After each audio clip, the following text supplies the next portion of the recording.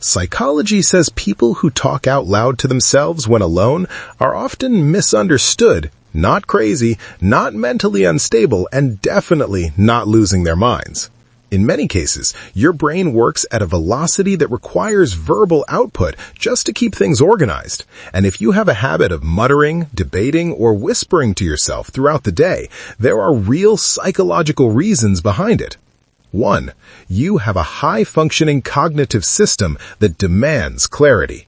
If you talk to yourself, you probably aren't hallucinating conversations. You are materializing your thoughts.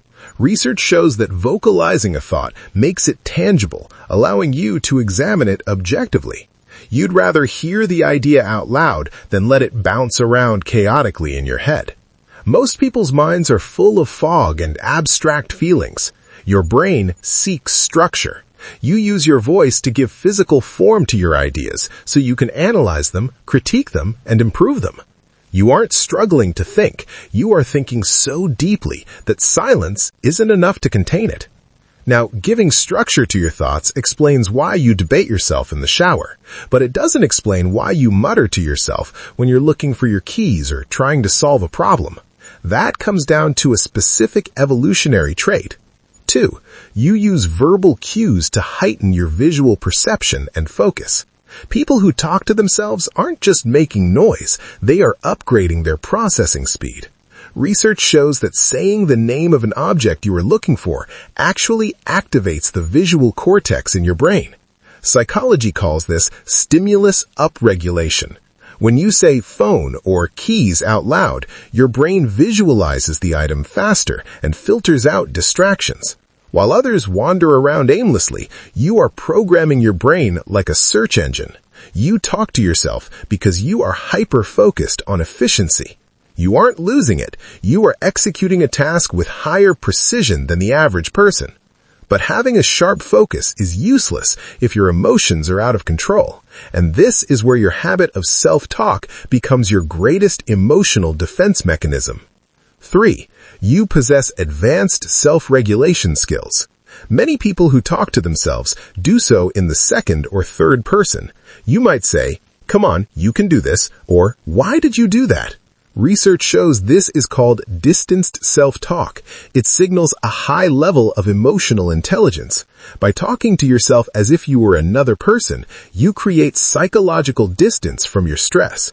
You don't spiral into anxiety. You coach yourself out of it. You are your own therapist, your own motivator, and your own critic. This allows you to stay cool under pressure when others would panic. You don't need someone else to calm you down because you have already mastered the art of soothing your own nervous system. Yet being able to calm yourself down is only half the battle. You also need to retain the massive amount of information you consume. This is where your voice acts as a biological hard drive. 4. You are hacking your long-term memory retention. People who talk to themselves often have a sticky memory for things that matter. Research shows that reading or speaking information aloud triggers what psychologists call the production effect. The act of speaking creates a distinct memory trace in the brain that thinking silently does not. You aren't just repeating things for no reason, you are saving the file. Your brain knows that by speaking it, you are marking that information as important. You process life deeply, and you refuse to let important details slip away. Here's what this means. If you catch yourself talking out loud, it doesn't mean you're weird. It means your mind is a high-performance engine that needs an exhaust pipe.